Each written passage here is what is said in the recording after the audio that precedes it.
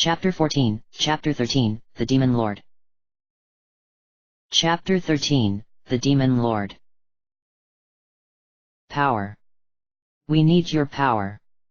God needs your power. Give yourself to our God. Pray to God. Praise God. Sacrifice your bodies and souls to God. You are destined to become God's power. Ryu woke up. A glance at a nearby clock told him that it was almost an hour until the beginning of the banquet, which meant his timing was perfect. After a quick bath, he returned to the bedroom he had been given and blinked. While he had been gone, a servant had apparently come in to leave a dark green doublet and a pair of light grey leggings on his bed, in the style he had seen the courtiers wearing. Staring at the clothes for a moment, he shrugged and tried them on, and was unsurprised to find that they fit perfectly. A small, thin gold ring had been left there as well. After thinking it over, he decided it was probably meant to tie back his hair, and replaced the leather thong he usually wore with it. Despite the implied request for formality, however, he still wore his sword on his back as usual. There was fitting in, and then there was being stupid, after all. Glancing at himself in the mirror, he nodded, then walked out to see how the others were doing. Sten was sitting in a chair in the hall outside the guest rooms, looking surprisingly natural in his own finery. His brown fur had been brushed, and he wore an outfit similar to Ryu's in blue and grey. Rand was there as well, though the big man looked far more uncomfortable in the dress clothes, where the servants had even found a suit that would fit at all, let alone as if it were tailored personally, was a mystery, although the dark red and white did seem to suit him. "Look at this," Rand grumbled, plucking at the front of his doublet. Like Ryu and his sword, he was still wearing his knuckle guards. "Like anybody's ever going to mistake me for somebody who belongs here, no matter what I'm wearing. Did you really think they were going to let us attend a fancy banquet dressed like we usually do?" Sten asked, leaning back with his eyes closed. The Highlander wasn't visibly armed, but that didn't mean much considering his choice in weaponry. "Come on, man. He's got a point," Ryu admitted. "That being said, we should probably start thinking about ways to sneak our gear in.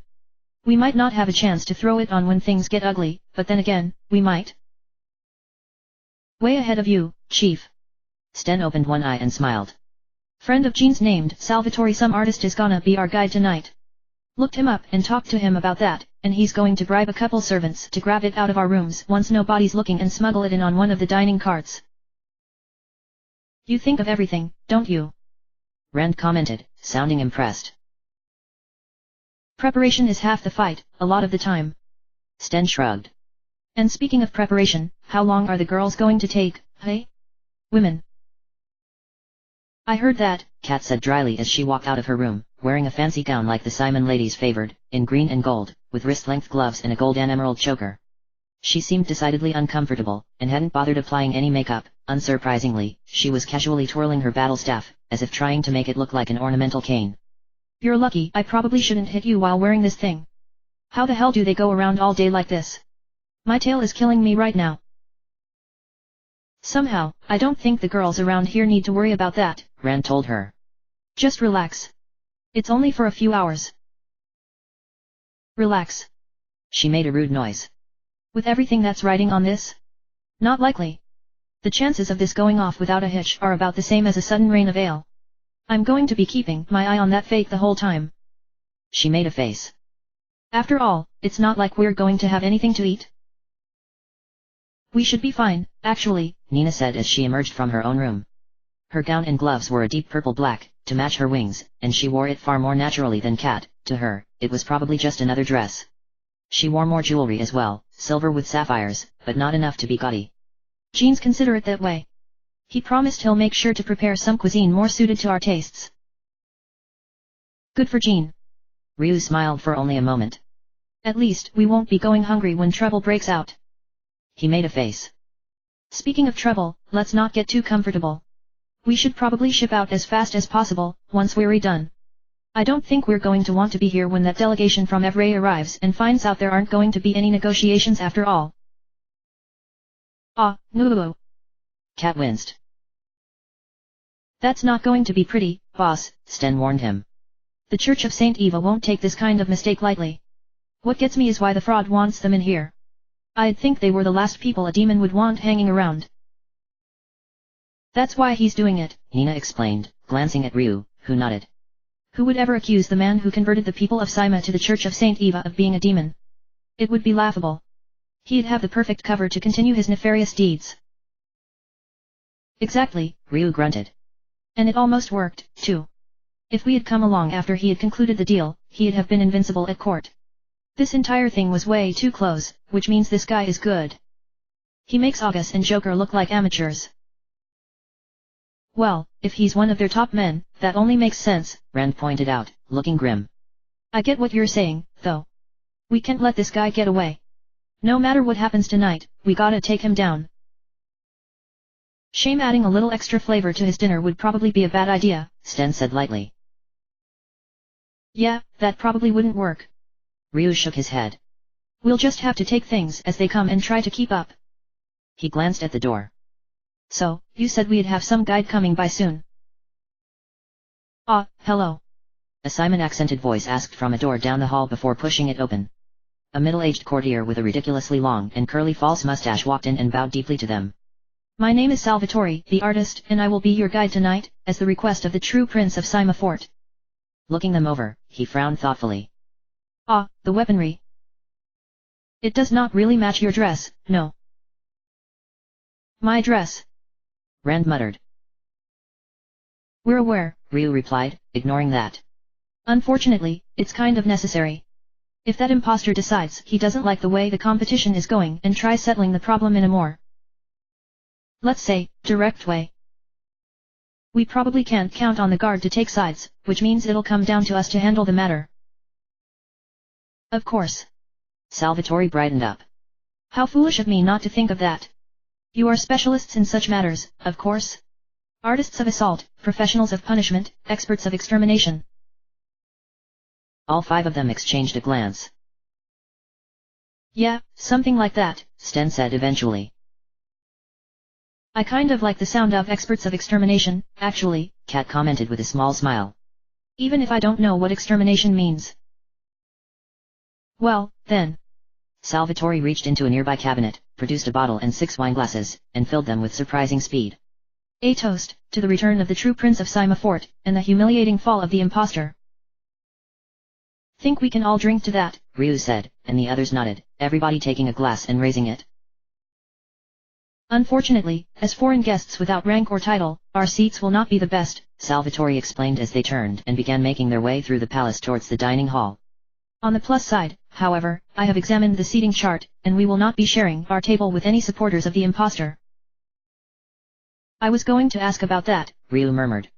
Glad to hear it. Will we have a clear view of the royal family's table, at least?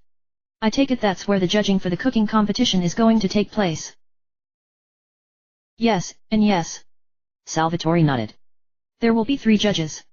Princess Petape, King Potapo, and the head chef, Ciaciu. Unfortunately, Ciaciu is bought and paid for by the impostor, so his vote will be against us. And Petape's will balance that out, Kat muttered. So it's really going to come down to the king. Can't say that thought fills me with confidence. I dunno. Rand shrugged. He's so senile he might just go with what tastes best without actually putting any thought into it. If that's the case, we win. Let's hope we get that lucky, then, Ryu grumbled. I just wish we knew what he's going to try. We know it'll be something, but what? He shook his head. Sometimes we don't get that lucky, boss, Sten reminded him. Way it goes. We'll just have to try and be prepared for anything. And behave, Nina added, frowning slightly. I hope I don't have to tell anybody this, but tavern manners aren't going to cut it here. Might need a little help there, Kat told her, wincing. I think I can manage what not to do, but there's going to be like 15 different forks or whatever, right? It won't be quite that bad, Sten promised. Me, Nina and Salvatore should be able to keep you guys from embarrassing yourselves too badly. Gee, thanks. No charge. Here we go, Ryu said as they approached the double doors. No turning back now.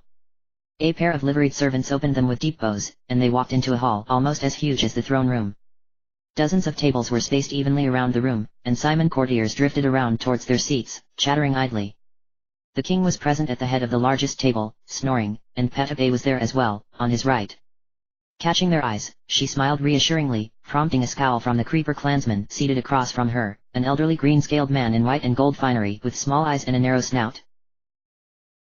Take it that guy's the head chef? Ryu asked Salvatore. Correct. Salvatore nodded. Normally such a seating would be an insult to the nobility, but as judge for the cooking competition, an exception is clearly understandable. Right, Kat replied after a moment, eyes blank. So where are we sitting?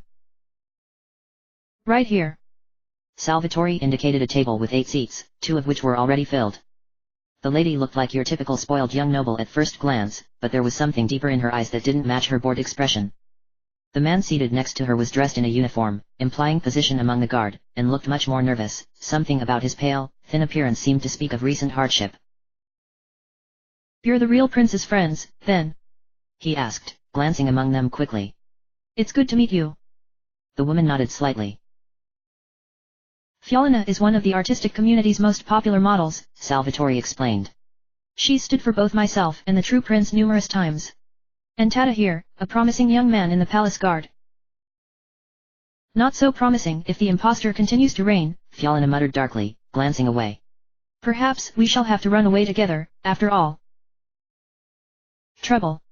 Ryu asked cautiously, thinking back. He was pretty sure Tata had been one of the guardsmen they'd overheard discussing the impostor when they'd first arrived, out on the dock.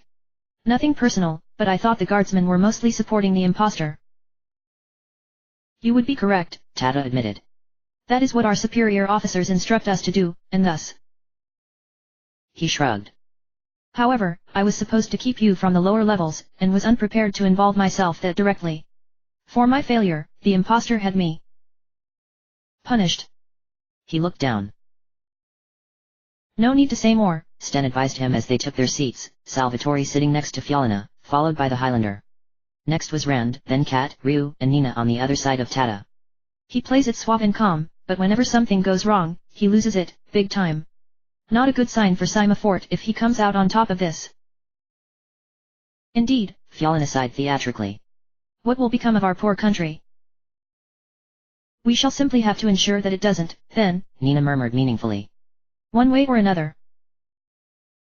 I like one way or another, Kat added, examining the collection of silverware with some distaste. Especially if it's another. Ah. Tata looked slightly shocked, as did Salvatore. Such words from such beautiful ladies. Other lands truly are different.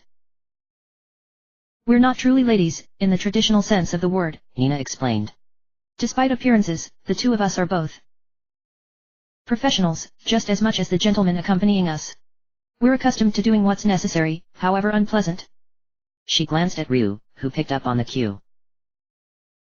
Remember that gang boss who thought Nina here would be an easy mark to kidnap. He glanced around at Rand and Sten, who nodded despite not having been present. There wasn't even enough of him left to bury. Really, now? Fialina murmured, starting to look fascinated now despite her carefully cultivated pose of ennui. What exactly led the two of you to take up such a career? It seems interesting enough, at any rate. Maybe you should go first. Kat glanced at Nina. My life story's a bit. Well. Yeah. She coughed. Perhaps, she agreed. I was a scholarship student at the Orion Magic Guild for most of my childhood. I imagine that factored into it somewhat. A highly respectable establishment, Salvatore murmured. Even here, on the other side of the world, we have heard of it. The girls ended up dominating the conversation on their end, as the 3 Simons quickly became engrossed in their tales of life on the road. For their part, Ryu, Sten, and Rand were content to let Kat and Nina take the lead there, only offering occasional commentary and details. This left them free to keep an eye on things, and Ryu noticed immediately when the waiters began bringing in carts bearing food. The last one in was being pushed by Jean, who appeared to be humming under his breath as he brought it over to the king's table. Hey, looks like it's starting, Ryu muttered, and everybody glanced over immediately, just as the prince entered the room as well. Kawadara, Kawadara, he said loudly, walking over to stand on the opposite side of the table from Jean. Ladies and gentlemen, tonight's dinner will now commence, along with the end of this farce. The judges shall be my noble father, my sweet sister, and of course, our respected head chef. Each will dine on 3 courses from both of us, and announce their opinions once the meal has concluded. Ah. The king stirred, in the sudden silence that had fallen over the dining hall, even his weak voice carried. It's dinner time? Good. What are we having? An excellent question. The prince whipped the cloth covering the card the chef had brought over to him off dramatically. For an appetizer, I have prepared a platter of delicious fried cockroaches, with fish sauce to taste. The main course shall be the finest worm pasta, in butter, with roasted garlic. And for dessert, of course, fly pudding. Ah, it sounds delicious. Jean complimented him. However, it cannot compare with my own cuisine. He took the cloth off of his own cart. The appetizer shall be a delicate cockroach and green onion salad, with blue cheese, followed up by worm and caramel sauce. And, of course, I will also be serving fly pudding for dessert. All dishes I learned from Master Ciaciu many years ago. He bowed to the head chef. I'm sorry, the old chef replied diffidently. I'm afraid I've never met you before in my life, actually. Do you expect me to praise your choice of dishes in return? The prince sneered. You are a truly pitiful man.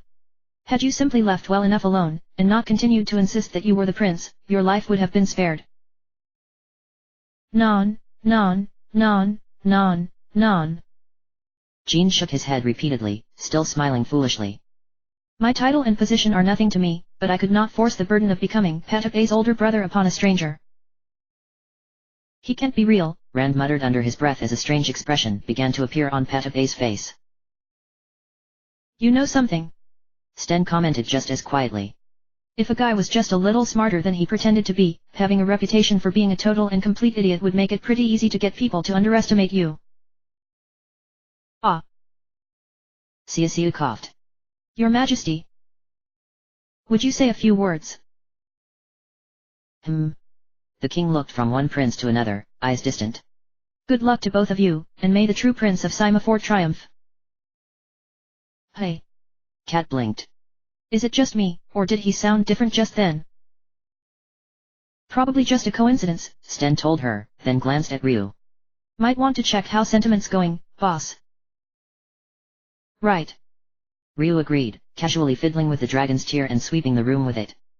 Most of the courtiers were an orange-yellow mix, sprinkled with occasional red and green, which was about what he had expected. The head chef was surprisingly a dull yellow, perhaps that wasn't as hopeless as it appeared. Patapé, on the other hand, was a yellowish green, and the king a good-natured, muddy green, the same as Jean. Unsurprisingly, the prince was completely black. Is that what that does? Nina murmured. I was wondering. What does? Cat blinked. I'll explain later, Ryu told them, and meant it, despite the fact that Bao had been the only one he had entrusted knowledge of the jewel's function to for most of his life until Sten had figured it out. Everybody else in the company deserved to know. More than that, he wanted to trust them with it. The crowd's on the fence. It could go either way. Looks like the head chef's got more morals than we thought, though. He's not happy with what he's doing. Isn't that interesting? Sten murmured. Very well. The prince said loudly as he and Jean took their seats next to Patapé and Ciaciu. Let the appetizers be served. Compliments of the true prince of Simafort, a servant murmured as he placed plates of mixed shrimp, cooked in several different ways, before the five of them. Salvatore, Fialina, and Tata received the same fried cockroach dish as the prince was serving, along with everybody else present, Ryu noted idly. Not particularly subtle, is this guy? Cat muttered, trying a shrimp. And this is coming from me. Hey, not bad. Jean knows his stuff, all right. I would have preferred the true prince's choice in appetizers, myself, Fialina sighed. A salad is so much better than these. I'll never lose the pounds. Try exercise, Cat advised her. Nothing better at keeping you slim than a couple hundred crunches a day. I see, Fialina murmured weakly.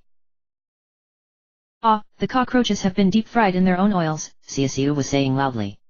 Crunchy on the outside, juicy on the inside. Magnifique. He glanced around the room, then continued. This salad, however. A wild cockroach, rather than one farmed in our kitchens, yes? It must have been at least 5 years old, the best for deliciously tender meat. The combination, though. Unthinkable. You should have used leeks, rather than green onions. He's lying through his teeth, Salvatore commented disapprovingly. Green onions have been preferred for centuries. Even I know that much. We'll take your word for it, Sten told him, carefully eating a cold shrimp with salsa.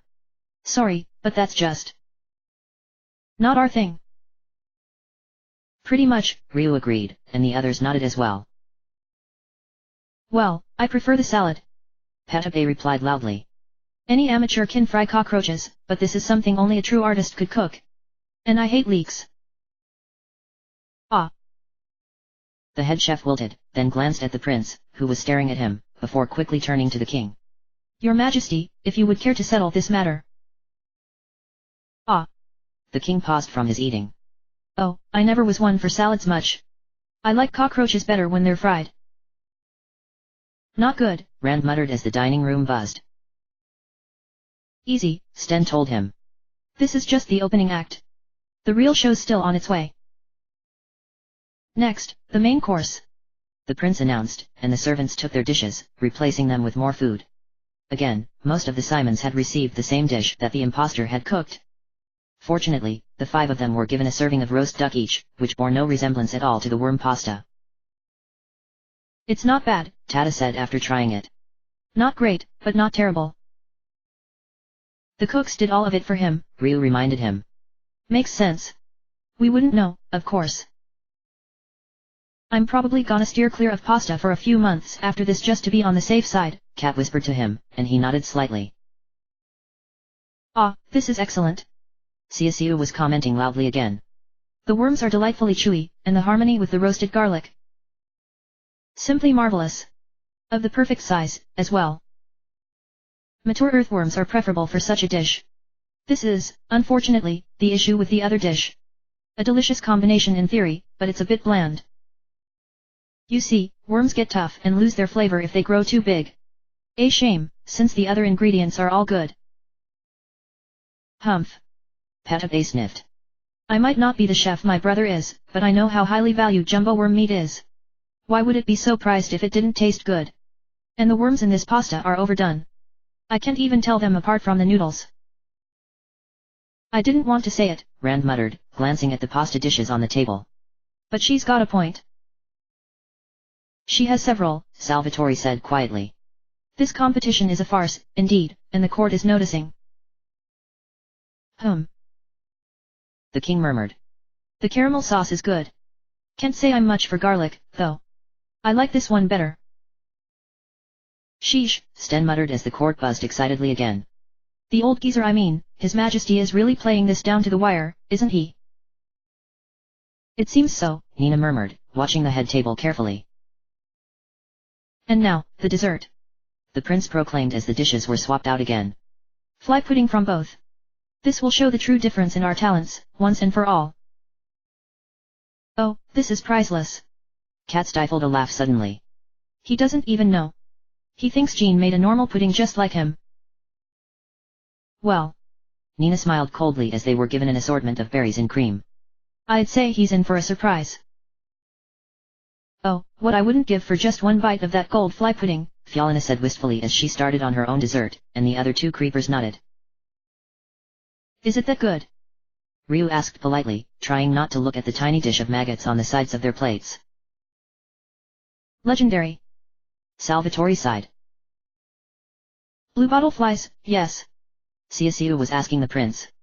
I am amazed that your highness has used such delicacies for a competition with a man such as this. Even alone, it would be delicious, but with the maggot side dish. I can ask for nothing more. Does he have to say the M word? Kat muttered. As for this serving. Ciaciu glanced at Jean's pudding disdainfully. I suppose I should at least taste it, but I can tell already from a glance that. He trailed off, eyes widening, and his hands began to tremble. Without another word, he took a small bite, and his entire body shook. Oh. This is what? The prince asked quietly, and the head chef froze. It is. He backed his chair away from the table suddenly. Totally inadequate. You have failed to bring out the flavor of the fly completely. Such a waste. I need no more to tell that the true prince's cooking is superior in every way. That's enough. Petabe shouted, slamming her fists onto the table. The other two dishes might be a matter of personal opinion.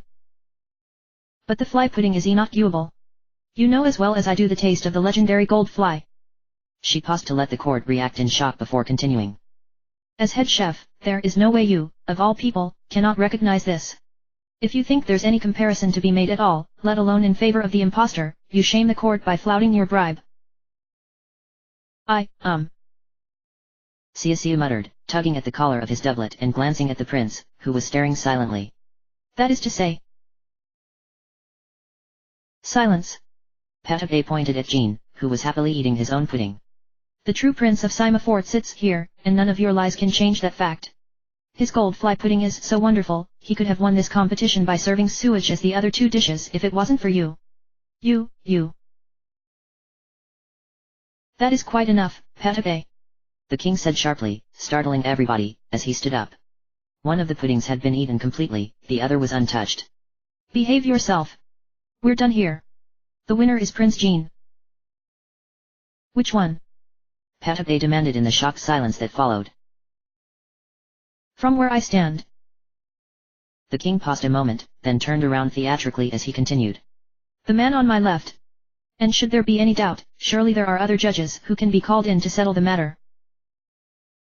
Other judges? Xiaxiu asked, blinking. Of course.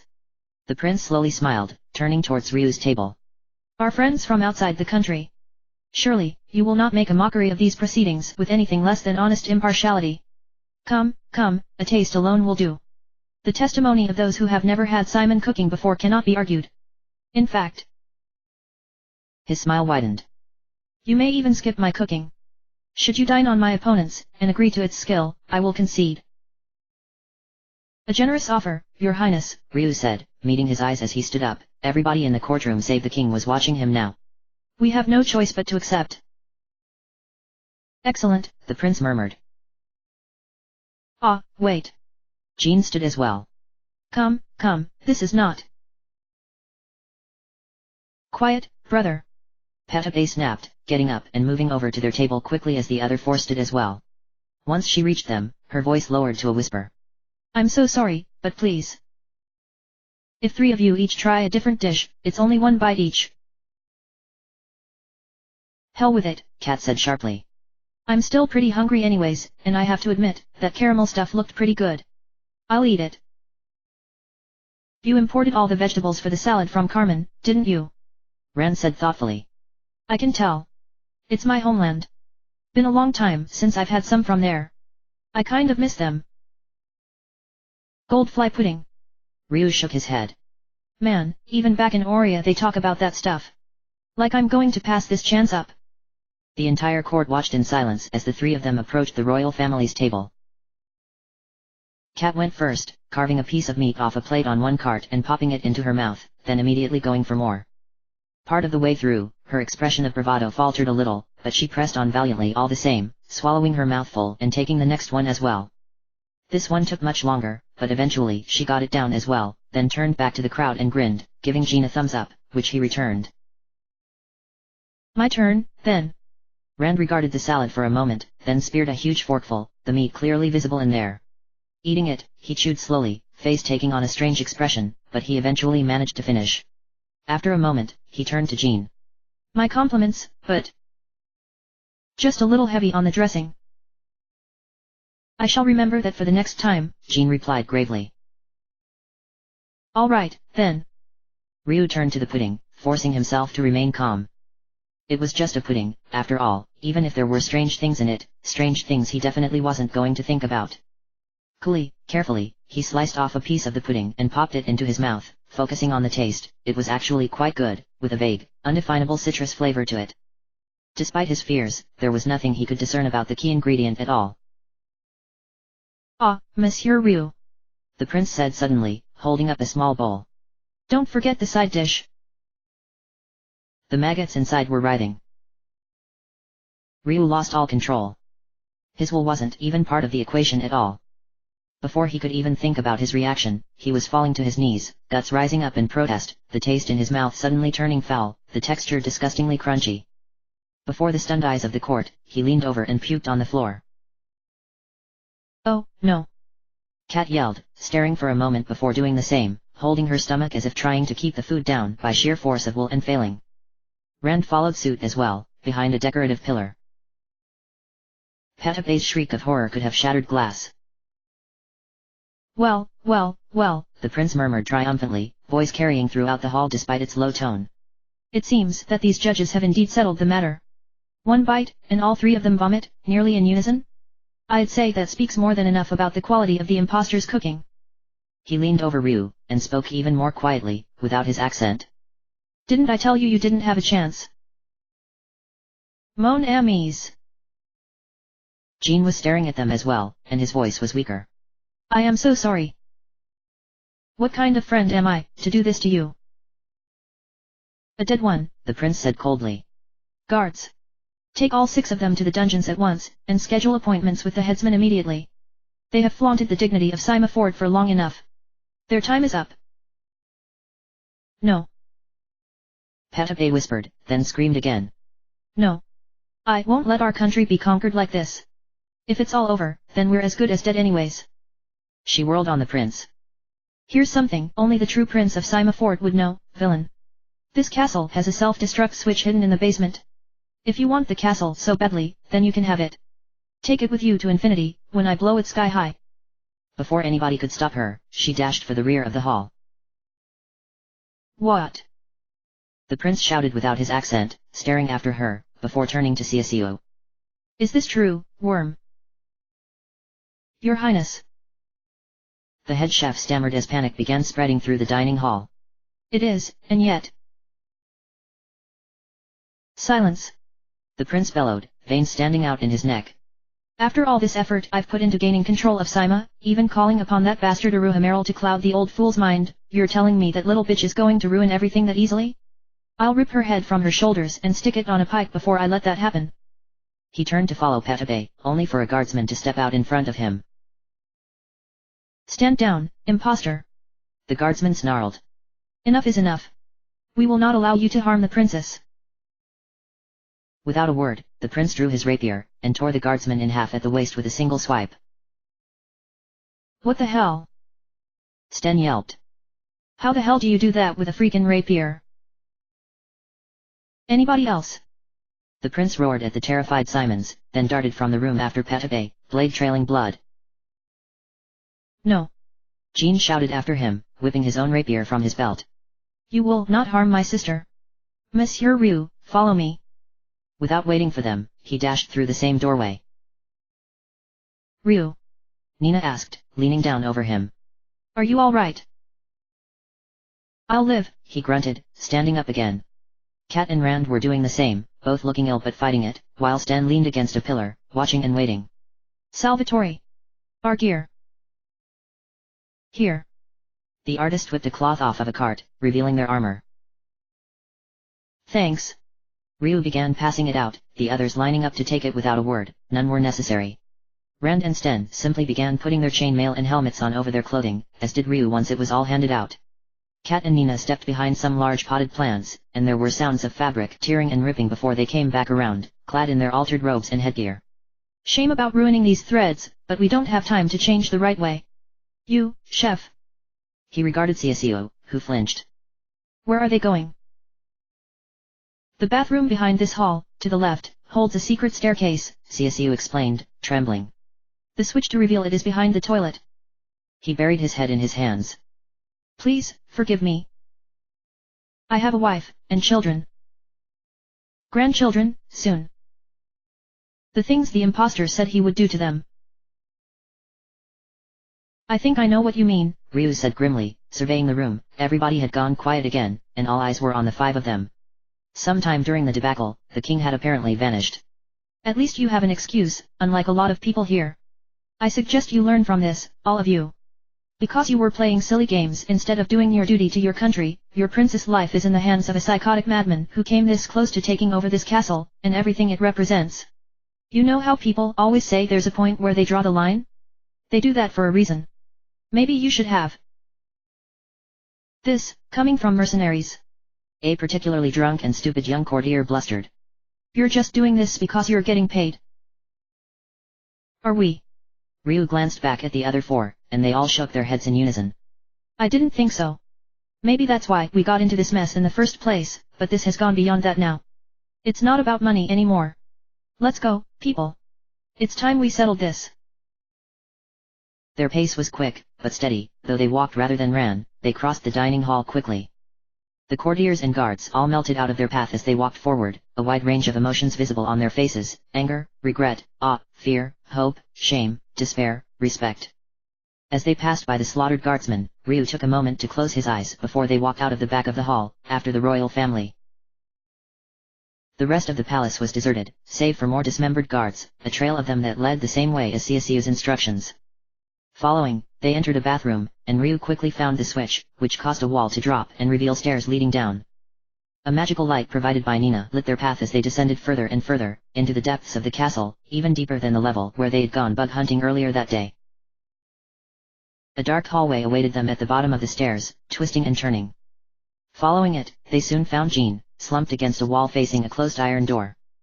He had several light rapier wounds, but the only truly dangerous one was a huge burn mark covering his chest. It looked strange, unlike normal fire scarring, and had torn through both his doublet and a chainmail vest he had been wearing underneath. Despite his injuries, his rapier was still in his hand, and covered with much more blood than was on his body, yet more blood led to the door in a trail. The impostor. He murmured weakly, trying to rise. Fought him, but some strange power. And his blood, as cold as ice. What is he? Pet tape. His eyes locked on Ryu's. Please, mon amis. Easy, Rand told him, casting a healing spell. Just relax. You did good, Ryu agreed. We'll take this from here. Turning, he kicked the door open and walked inside, the other four flanking him. The first thing they saw was the impostor's arm, still holding the rapier, lying severed on the floor before the door, in a pool of blood. The trail led on, towards the back of the room, where strange lights were giving illumination. They seemed to be some kind of glass shapes, attached to incredibly advanced technology that covered the other three walls of the room, metal devices whose function defied comprehension. A square column stood in the center of the room, one side featuring a brightly glowing glass panel above rows of tiny metal squares with letters and numbers on them. Kawadara, Kawadara. The impostor murmured, standing before the column and staring down at the fallen body of Petabe, who lay unconscious but breathing on the floor. Despite the bleeding stump of his left arm, he seemed unconcerned, speaking entirely without any trace of his accent now. Welcome to the heart of Sima Fort. What irony, I spend week after week searching for it in vain, and this little fool leads me to it in her final attempt to ruin my plans. Truly, God has a twisted sense of humor. I rather enjoy it, to be honest. Honesty? Ryu scoffed. From you? That's a good one. He kept his tone light, casual, almost sympathetic. It's all gone to hell on you, hasn't it? After that outburst of yours, even the most corrupt courtier will never back you again. No matter which way you turn, the jig's up. Even if you could make it out of here alive, Sima Fort's lost to you. Not quite. The prince turned towards them, smiling oddly. You fail to grasp the power within this room. The silly girl only knew of the self-destruct function, but to one such as I, who recognizes this technology, and knows how to use it. From this room, all of Sima Fort is at my command. Such is the price of building your castle from the fallen ruins of one far greater. The flying fortress of Obelisk, airborne throne of the fallen goddess Myria. Be honored that you now stand in a shattered fragment of its beauty and grandeur. Obelisk. Nina repeated, eyes narrowing. Lost technology. This is why you came to Sima. Of course not. The prince laughed, and it was just as chillingly wrong as it had been before. As I said, I know this technology all too well. We have it ourselves, in the depths of infinity. No, I came here for the simplest of reasons. To gain absolute dominion over all of Sima, in the name of He who is both King and God. A goal which still stands within my reach, despite all of these setbacks you've thrown in my path. I don't think so, buddy, Cat shot back, giving him a thumbs down. So you're a demon. Big hoop. We kicked Augus's ass, and Joker's too, and you know it. You'll just be number 3. Augus and Joker were fools, he replied, eyes burning with a dreadful intensity as he regarded them. Pawns and sacrifices, who traded their souls to me for far too little. The words of changing, and petty material gain. Bah. View me in the same light as them, and you will regret it, even more than you already shall. So you're a real demon, then? Rand asked skeptically. What's the difference? The difference, farm clansman, is that it has been more than 2 millennia since I forfeited my mortality, the prince continued. I have seen empires rise, and empires fall. I have watched heroes slay villains, and villains murder heroes. Before my eyes, war, plague, and famine have all performed on the great stage of death, before audiences of thousands, over and over and over again. I have seen the surface of the world itself shake and change and move a dozen times. He drew himself to his full height, and the blood dripping from his wound stopped abruptly. I am Kawadara, demon lord of slaughter, and the lives of mortals are but a momentary amusement to me. We supposed to be impressed by that, Chuck? Sten raised an eyebrow, testing the point of one dagger on his fingertip. Because we ain't. Sorry to disappoint you. On the contrary. Kawadara's smile widened. I would be highly disappointed if the children of prophecy were so easily cowed. We have awaited your coming ever since the death of Miria, and now, finally, the time has come for our rise. He fixed his gaze on Ryu. I took great pains to avoid killing you, you know. Lord Baruberi commanded it. He has plans for you all, oh, such plans, and I would have loved to see them realized myself. You too. Ryu replied with forced weariness. August dropped that name, too. Baruberi or barbecue, I don't know what or who you're rambling about, and I don't care. You are a skilled liar, boy, but I know better, Kawadara told him. And you know all too well of what, and whom, I speak. I bring you salutations from the voice in the dark you hear every time you sleep, and from the depths of infinity that you shall all one day walk into on your last, final journey of your own free will. At least, that was the plan. Unfortunately, if the choice is between you and Saima, well, Baruberi will simply have to come up with another plan. Your destiny would only accelerate the inevitable. With you or without you, God's time is at hand. But none of you will live to see it. So we're finally down to the good part, then? Kat asked a little too quickly, glancing at Ryu once as he stood there, scowling, before turning her eyes back to Kawadara. About time. This was starting to get boring. Hope you're not afraid of dying, buddy boy, because it looks like after all those whatever, today's the big day. Such unwarranted, ignorant optimism. Kawadara's smile suddenly exploded into a grotesque expanse of sharp fangs twice as wide as the rest of his head, and from the stump of his arm, a new limb burst out. Rippling with gigantic muscle and purple scales, it ended in a massive, clawed fist with a bizarre patch of bright pink fur on the back and frog-like webbing between the fingers. I love it. By all means, keep it up as long as you can. It's been far, far too long since I had a chance to drown my rage in blood and carnage. Don't disappoint me by dying quickly. I'm going to enjoy this. Hoo boy, Sten murmured as Kawadara continued to transform into a terrifying hulk that dwarfed even August and Joker. By the time he finished expanding upward, he was almost as tall as the Terrapin's vertical height had reached. He was hunched over like some great ape, whose body structure he resembled, though the rest of his form was more akin to a terrifying predatory lizard, especially in the shape of the head. A wild, bright pink mane bristled back from his head, covering his back almost like a cape, crowned by two backwards sweeping horns as long as spears. Spikes protruded from his shoulders, and tusks from the mass of fangs that filled his maw. 5 whip-like tails ending in bone rattles thrashed behind him in a restless mess, as he stared them down with huge, round, glowing red eyes like windows into eternal flames. He was roughly the size of a wagon, and even a blind man on the moon would have been able to tell that he was very, very angry. Oh, this is gonna suck, Kat muttered, echoing Ryu's thoughts.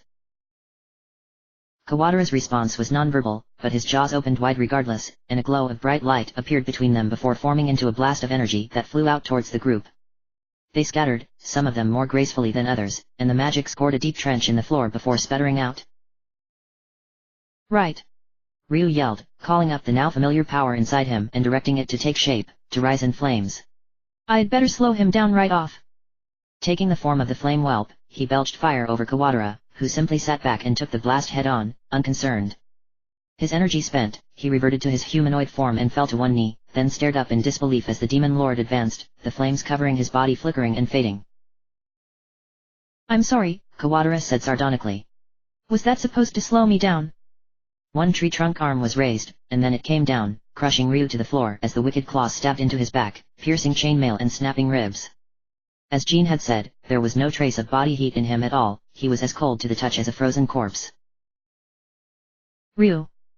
Cat yelled, coming in from overhead with her staff swinging, only for Kawatara to casually backhand her into a wall. Not good enough, he roared, turning to the others. Nina's magic called up a blade of vacuum that clashed on his scales, only drawing a faint trace of blood, and the demon lord replied with another energy blast, blowing her into a wall. Turning as Sten came in low, knives flashing, he kicked him into the air like a ball, spun, and slapped him bodily into Rand as the big man prepared to cast a spell of his own, then followed it up with a blast. Leaning back on his knuckles, Kawatara grinned. Come on, get back up. This isn't nearly enough. I know you can do better. I want you to break before I kill you. Break this, Ryu growled, rising suddenly and plunging his sword into the back of Kawatara's hand. It was like his scales were steel mail themselves, it took all of his strength to pierce them. Gladly. Kawatara looked down at the sword and the blood for a moment, then snapped at Ryu, their trap jaws latching onto his shoulder. Shaking him like a dog, he threw him away into a wall, and Ryu felt more bones breaking, both from the bite and with his landing. Through a red haze of pain, he looked up and saw the demon lord doing as he had said. With a snap, he broke Ryu's sword off at the hilt and contemptuously threw the two halves across the floor to him. Get up. Kawatara growled, advancing towards them, his footsteps like thunderclaps. This is all that the children of destiny can do? Laughable. Come, show me your true strength. Fight back. Bleed and scream and curse me as you die. He opened his mouth to cast another energy bolt, but as it glowed, a knife flew through the air and down his throat, and he closed his jaws with an involuntary gasp, gagging. You talk too much, Sten told him, still sprawled on the floor. He had thrown the blade without even looking. Rand, the boss is hurt worst, Cat after him, then Nina. We both got off light. Then why do I still feel like I've been run over by a cart? Rand grumbled as he cast healing magic over them. Thanks, Cat muttered, using her staff to lever herself back to her feet as the magic took effect. Alright, now I'm going to... To do what, exactly? Kawatara asked, hacking before spitting the knife back out onto the floor, twisted and useless. I hope you didn't think that it would kill me. Not bad at all, but you'll still have to do much better if you want to stand even a ghost of a chance. Perhaps this will suit you more, then, Nina said coldly, rising back into the air. Raising a hand, she called down 6 huge lances of lightning, plunging straight down out of the ceiling as if they had been thrown, straight into Kawatara's back. That finally drew a reaction from the demon lord. He reared back, howling in pain. Cat took advantage of the opening to dart forward, faster than ever, and drive the bladed butt of her staff into the wound on his hand. Before he could react, she swept it up towards him while it was still lodged in the hand, ripping the wound back into his wrist, then darted back away from the swipe of his other hand. When did you learn that spell? Ryu asked Nina as he got back up, his bones knitting as Rand poured more healing magic onto him. You sure didn't know that one when we first met you.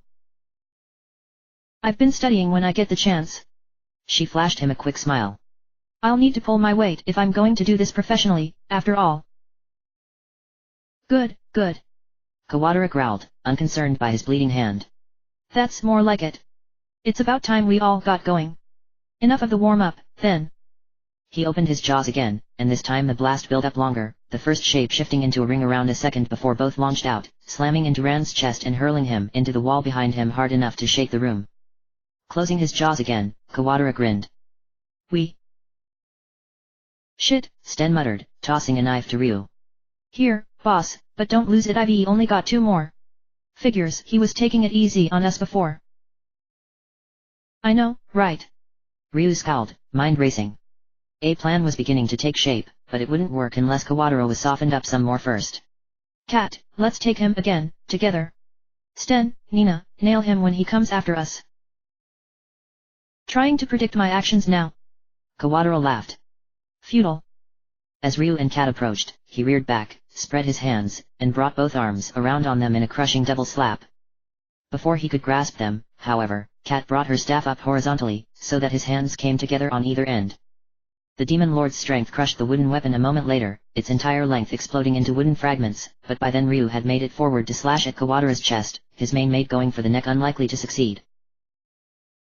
Good work, he said, then groaned as Kawatara lunged for him with his jaws again. Before he could bite, Cat darted under Ryu's arm, flipped onto her hands, and came off the floor with a rising, double-footed kick that slammed Kawatara's jaw up into his snout. Taking advantage of the opportunity provided, Ryu slashed at him again, making the chest wound X-shaped. Eyes blazing, the demon lord growled and viciously headbutted them both like a battering ram, slamming them away across the floor before opening his maw once more. Oh, no you don't. Nina shouted, summoning chunks of ice and hurling them down the demon lord's throat. Hack. He coughed and stepped back, shaking his head, then smiled wider. That may have worked on Joker, little girl, but as I said, he was nothing. Casually swiping Sten out of the air as the Highlander leapt for his back, he fired another double blast at Nina, and she fell to the ground, unmoving. Now we're having fun. Care for some more, Highlander? With a flick of one finger, he snapped one of Sten's knives off its hilt. Gotcha! Sten grunted in response, and Kawatara blinked, then turned, too late. He had been looking towards the right side of the room, and Rand had been on the left. While the others had distracted him, the big man had ran up, and now his huge hands grasped Kawatara by one elbow and knee. Roaring, his titanic muscles straining, Rand lifted the demon lord off of the ground and hurled him across the room onto his back. Get Nina back up, Ryu told him as he ran past, towards Kawatara. Then Cat, after her. As Kawatara rolled over, he plunged Sten's knife into the demon lord's unwounded wrist, only for him to flip back to his feet and kick Ryu into the air. Growling, Kawatara swept his fist up as Ryu descended, smacking him upward once more, then hit him again and again, each deathly cold hit breaking bones. Only when more spears of lightning blasted down did he stop, allowing Cat to catch Ryu as he fell. As darkness filled his eyes, he could only think about how nice it actually felt in her arms, and how ordinarily, he would have enjoyed it.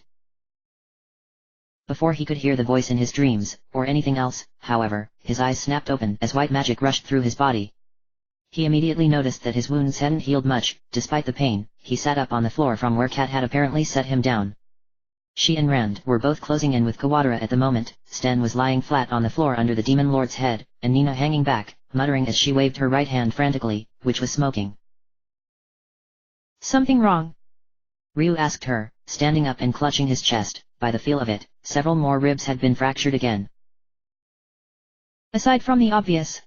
She laughed, short and unamused, as Kawatara smashed Cat into the ground. He destroyed my focusing ring. I wasn't going to be using it here, but it's still irritating. Seems to be a thing of his, Ryu growled, watching Kawatara close his gigantic hands around Rand's fists, crushing them. The farm clansman howled in pain, blood spurting from his knuckles, but despite that, he still healed Cat even as he struggled to break free. Rising from his feigned unconsciousness, Sten ripped the lesser of the wounded wrists open back to the hand, and it released Rand's hand involuntarily. Watching them, Ryu felt a sense of pride in their work entirely at odds with how the fight was going, as Cat struggled back to her feet. I need some more of that wise fruit. Do you have a plan? Nina asked, casting more ice shots onto the demon's other hand, freeing Rand from that one as well. Sort of, Ryu admitted as Cat punched Kawatara in the face and he stumbled back a step. It's the best we're going to get. That'll have to do, then, she said, tossing him a dried berry. I've been taking these to replenish my magic stores already, and so has Rand. We're almost out, and everybody's wearing down, but he isn't. If we don't do something, we're dead. Enough is enough. Kawatara roared, as if to prove her point, and knocked the three of them back with a spinning of limbs before opening his maw again. This time, his entire body vibrated strangely as the energy built, and as it flew out, it divided into 5 blasts that flew towards all of the group. It burned into Ryu's chest like a flaming rock. The size of his head had been hurled into it, and he fell back, gasping and clutching the wound. Out of the corner of his eye, he saw that Sten and Cat had managed to dodge theirs, but Rand and Nina hadn't been so lucky. The black mage had been grazed, and she was still conscious, though only barely. That does it! Ryu yelled, running towards Kawatara. All right, people, one chance left. Coordinated assaults. Team strikes. Once I knock him down, keep him that way. Don't let up even for a moment. If he gets anything more off, we're done for, so don't let him. Give it everything you've got. As he drew near, he reached within himself for the power of the dragon once more, channeling his anger into cold, frozen fury. As if you could. Kawatara sneered, round red eyes gleaming. Give me your best shot, then what?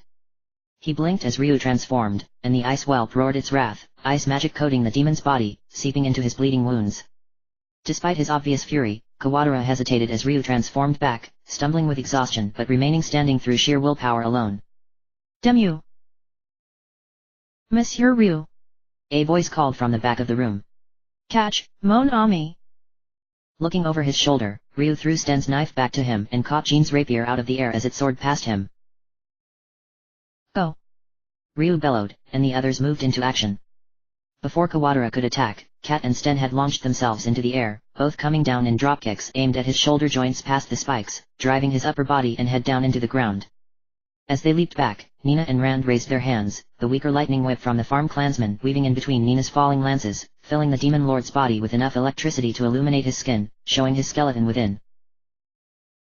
Running forward despite his screaming exhaustion, Ryu joined Kat, and they moved in together. Ryu swept one arm out from under Kawatara with a swipe at the heavily wounded wrist before Kat flipped back, kicking the limb further upward and ruining his balance.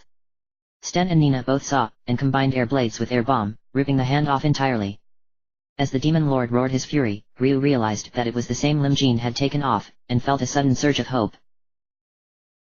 Rushing forward again behind Rand, he ran up the big farmlander's back and launched himself into the air, then brought his borrowed rapier down onto the demon's head. Though Kawatara pulled his skull back at the last moment, he still drove it through his snout, and the roof of his mouth, even as Rand laid a mighty uppercut on his jaw, slamming it up further onto the blade.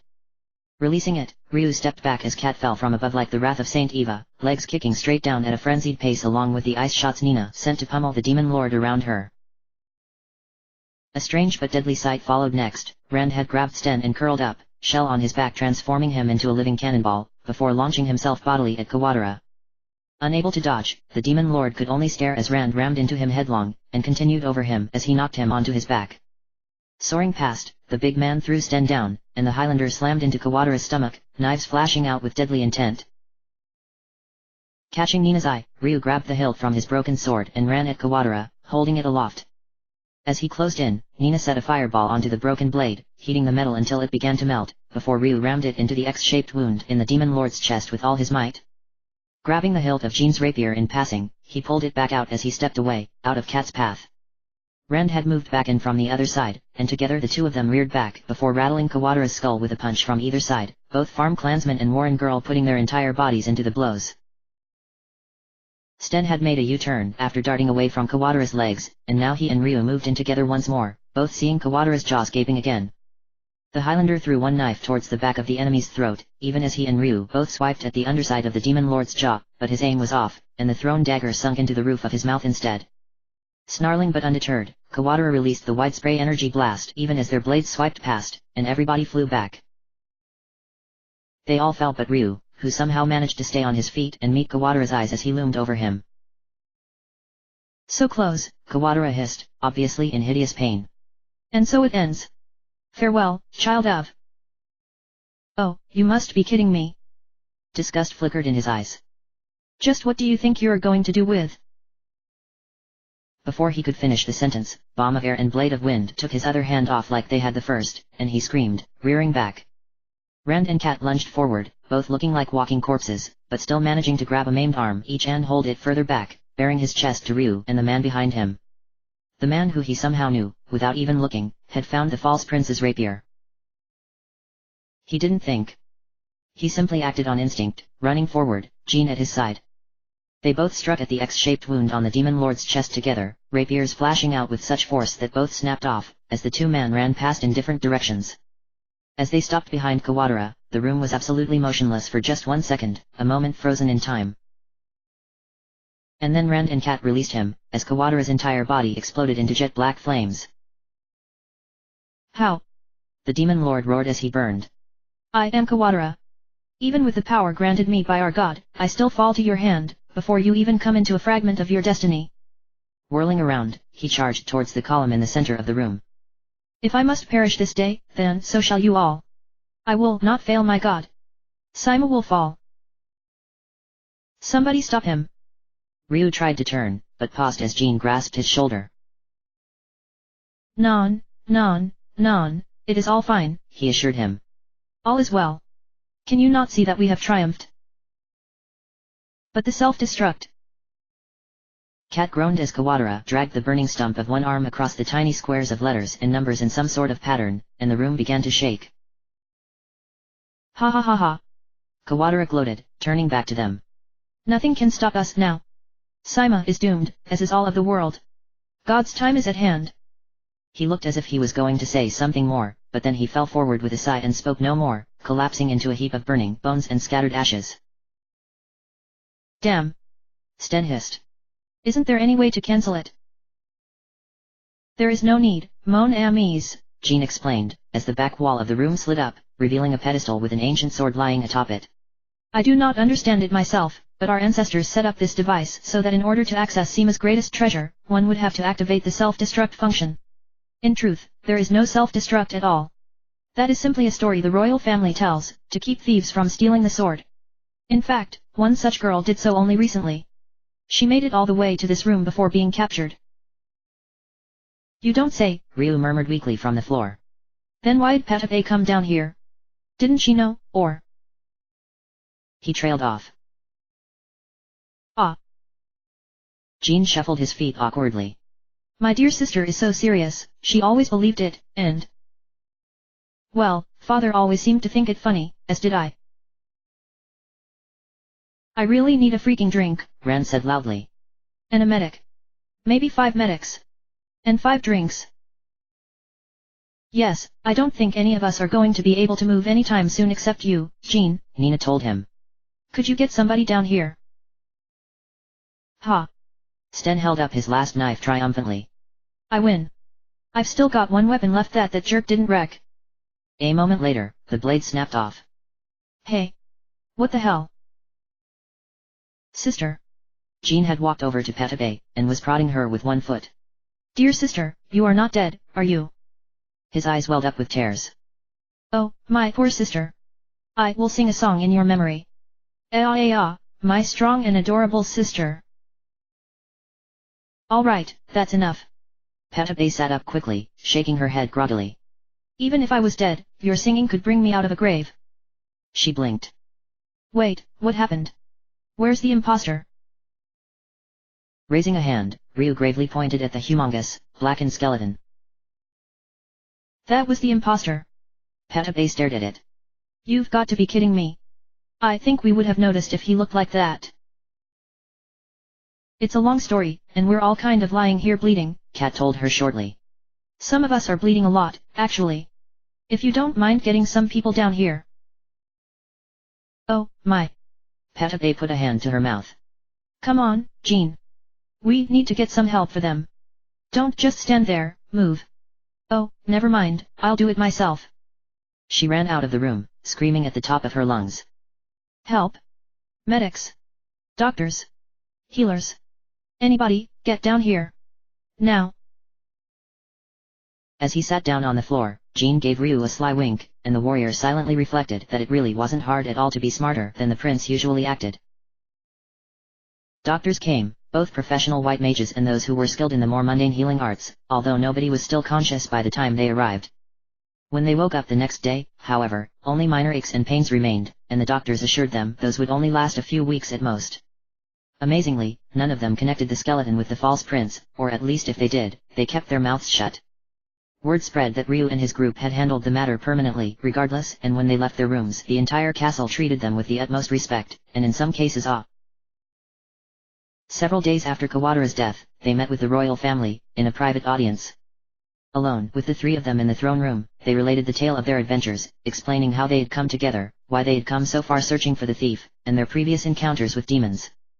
The only things they left out was any mention of Ryu's Dragon Clan heritage, and any mention of the destiny bullshit, both for obvious reasons.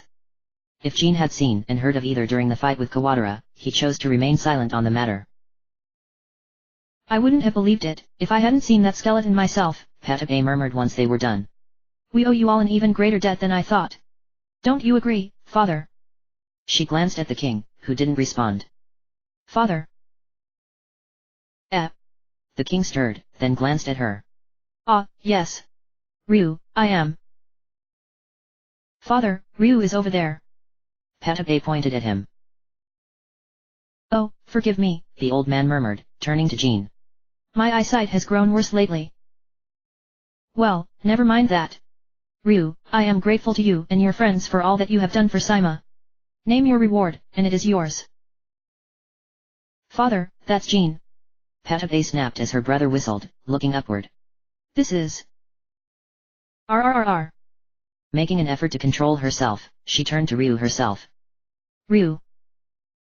Thank you, on behalf of all of Sima. You've done so much for us. I agree with my father, ask for anything. We'd appreciate the services of your armory, if that's all right, Ryu explained, speaking for them all. We're down a lot of weaponry and armor after that fight, and Simafort's smiths are known for their skill. That aside, the deal we made originally with your highness will be fine. Payment, and custody of that thief, so we can take her back to Oria and clear our friend's name.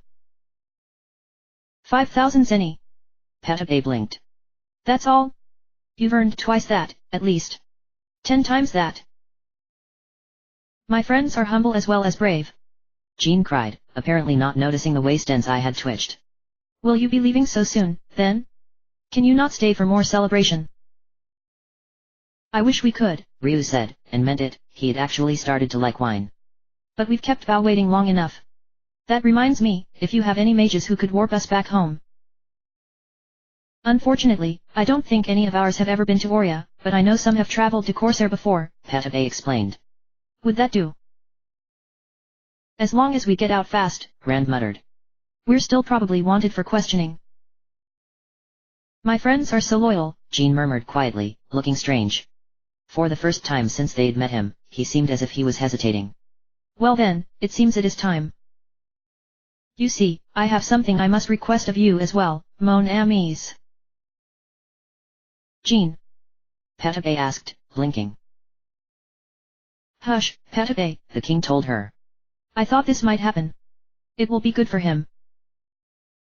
Monsieur Ryu. Jean continued awkwardly. Thanks to you, my kingdom is saved, my enemy slain, and best of all. He glanced at Patabe and smiled. It seems my dear sister is growing up, faster than I thought. But is that not always the way? I no longer have to fear for her, nor for Sima, with her guiding my father. Which is why. That is to say, I would. Perhaps, if you don't mind. All 5 of them shared a glance, then a smirk. Come on, Jean, Kat said finally, interrupting him. You're embarrassing yourself. Of course you're hired, as long as you're ready to go tomorrow with the rest of us. He's... What? Patabe blinked. Jean. Then it is settled. Jean recovered quickly. As a token of my appreciation, I will accompany you. Long have I dreamed of comrades who would join me on my adventures. You may rejoice. You're going off on another reckless adventure. Patabe started to yell. The problem with you is... She trailed off, conscious of everybody watching her. No. This isn't right. I'm not going to nag you anymore. I was always screaming because I wanted you to grow up, and be more responsible. But maybe I was the one who was being childish. Seeing that fake. That's not the kind of brother I want. You're perfect the way you are. Happy and carefree. She dabbed at her eyes with a handkerchief. Pet tape. Jean murmured. And all of you. She turned towards Ryu and his friends. I should apologize to you as well. I thought I had to be strong and forceful and responsible enough for both of us. And I ended up just turning into a rude, pushy girl. Now that I know my brother is fine just the way he is, though. I feel so much calmer already. I'll change, somehow. I promise. Speaking as one princess to another, I think you're making a good start already, Nina told her. Indeed, Mademoiselle Nina, Jean agreed.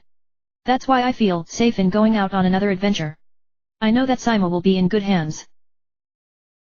And by that, you mean that you're just going to leave all the responsibility to me, and go off on your merry way, right? Patabe asked dryly. You've always been such a smooth talker. Uh-oh.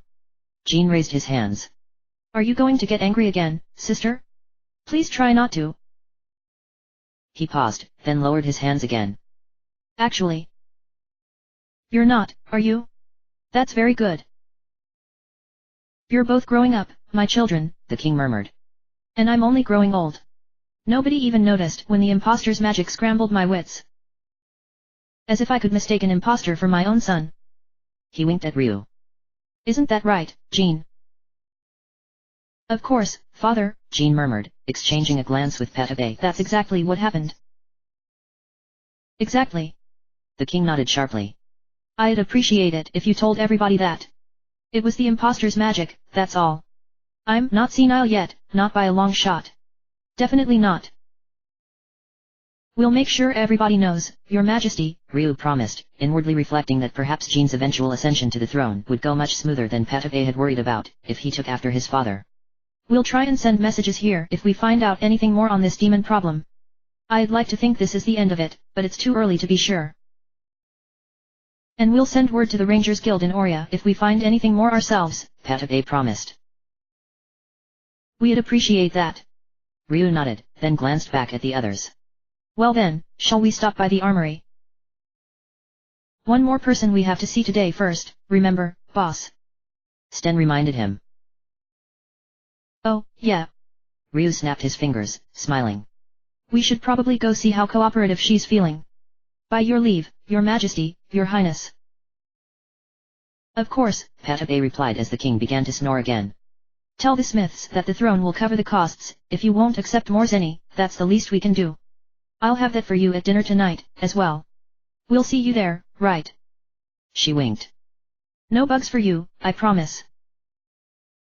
Sounds like a plan. Ryu forced a chuckle. Until then. Coming, Jean. Of course, Mon Ami. Jean practically leaped off of his throne. To the kitchens. Leaving the hall, they proceeded downstairs. Passing the cooks, who were all just as respectful as everybody else in the castle, they returned to the cockroach pit, and stood around it. The thief was still there, huddled in a corner with her face in her hands, shaking. Hi there again, Ryu called down. How are you feeling? Leah. She called back up. Now that's just rude, Kat commented. And here we were going to offer you the chance to take a little trip tomorrow. But if you would rather stay down there. No, wait. The thief leaped to her feet and stared up at them. I'll do anything, just help me. I can't stand these cockroaches anymore. Yuck. Will you be a good girl and let us take you back to Oria in peace? Ryu raised an eyebrow. Sure. She agreed eagerly. I don't even care if you take me back to Trout's, just get me out of here. Very well, Mississippi. Nina started to say, then paused. You know, I don't think we ever got your name, did we? Patty, the thief told them. Patty Smith. First thing tomorrow, then, Patty, Sten said as they all started to walk away. See you then. Wait. She howled after them. No, don't leave me here. You are more fortunate than me, mademoiselle. Jean called back to her. I was being kept in the cells, you see. At least you have snacks, yes. Think we can trust her word? Rand asked over the sounds of Patty's retching. No chance in hell. Ryu shook his head. I'm thinking chains, and lots of them, all the way back. Double shifts on watch at night, too. One guy watching for monsters, the other keeping their eye on her. We've got enough people now for it. Sounds like a plan. Kat grinned. Man, I can hardly believe we finally did it after all this time. Wait until we get back to Bao. You know, if Petabe really is offering us the run of the armory, perhaps we should bring him some more presents as well, Nina suggested. Good thing I know his sizes. Ryu nodded. Alright then, let's go see what they've got. The armory, as it turned out, more than met expectations. In addition to new helmets, the armorers offered suits of both plate and chain mail. After some deliberation, Ryu and Jean went with the former, while Rand and Kat took the latter, Nina demurring for obvious reasons. The weapons department was covered as well. To Kat's delight, they had a bronze battle staff for her, along with a new magic focusing ring for Nina, cast iron knuckle guards for Rand, and a full set of silver knives for Sten, enchanted with fire magic. When asked for a heavier sword than usual by Ryu, the armorers deliberated before presenting him with a saber, which he accepted as the best he was likely to get. Jean, on the other hand, had taken the legendary sword from the depths of the castle and claimed intent to do it honor. Ryu thought it looked too old to be particularly impressive, but there was something about it, so he refrained from commenting. A crossbow, helmet, and suit of chainmail for Bao completed their purchases. And they retired to the dining hall after that, intent on enjoying their last night in Sima. The night was a good one. As promised, the food was all to their liking. It seemed Jean had shared his recipes from other lands with the cooks, and curiosity among the court had led to a sudden interest in foreign cuisine. The wine flowed freely, and with the trouble cleared up, everybody was free to enjoy it. The 6 of them were the heroes of the day once more, and they reveled in it, glad to be able to relax and forget their troubles for just a little while. It was sometime around midnight that Ryu excused himself, desiring some air. Climbing to the top of Sima Fort, he walked out onto the roof and sat there for a while, among the windmills that pumped water through the castle. Sprawled on the rooftop, looking up at the moon and stars, he almost didn't notice it when somebody else walked out some time later. "Hey," Kat said, walking over. "Mind some company?" "Like I ever would." Ryu glanced up at her, smiling slightly. "Come on, you know better." "Thanks." She sat down next to him, and they watched the night sky in silence for a while before she spoke again. "Hard to believe we finally did it, hey? Seems like we've been chasing this girl since forever." "I know, right?" Ryu agreed. "A lot's changed since then." "You're telling me?" She smiled briefly. "It's like a completely different life, before and after that mess in Corsair. I kind of like it more this way, though. It's nice, having everybody around like this." She glanced at him. "You got a plan as to what we're going to do after we get this cleared up?" "I'll probably have to hand in my ranger's license, if we're going independent," Ryu said, sighing. "Bow, too. Shame, they made things easier. At least Elder Allen should take it pretty well. After that..." He shrugged. "Get the word out, and either wait for people to hire us, or go looking for jobs ourselves." "And this demon thing?" She asked, sounding slightly hesitant. "Take it as it comes, I guess," he replied after a long moment. "Not much else we can do." Glancing down at the dragon's tear, he saw that it was a shade of blue he had never actually seen in it before, and made up his mind. "Look, Kat. I haven't been completely honest about something. That guy who smashed me and Bao, when we were kids. Baruberry." He took a deep breath, conscious of her eyes on him, silently listening. "Ever since then, every time I go to sleep, I hear his voice. In my dreams, or through them. Talking about God, and worshipping God, and giving God power. It's like a nightmare that comes every night. I think that's what Kawadaro was talking about."